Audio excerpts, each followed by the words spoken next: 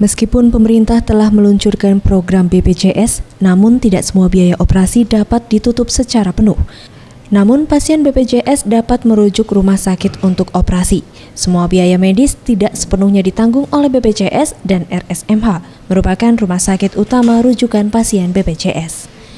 Menurut Dr. Muhammad Syahril, Direktur Utama RSMH, saat ditemui Senin 4 Januari 2016, setidaknya untuk operasi ginjal dan jantung memerlukan biaya 400 juta rupiah untuk sekali operasi. Dan seluruh biaya operasi untuk pasien ditanggung penuh pemerintah.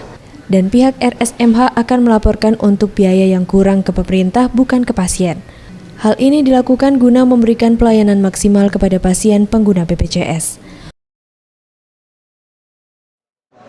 Pemerintah harus backup. Tapi alhamdulillah untuk BPJS kasus jantung terbuka tadi bisa di-cover oleh semua. Ya. Dan yang udah operasi ini kan banyak tadi kasusnya udah biaya.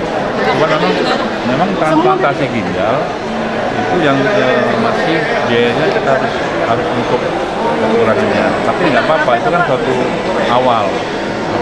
Berikutnya kita akan berminggu lagi kepada BPJS agar biaya itu dapat di-cover.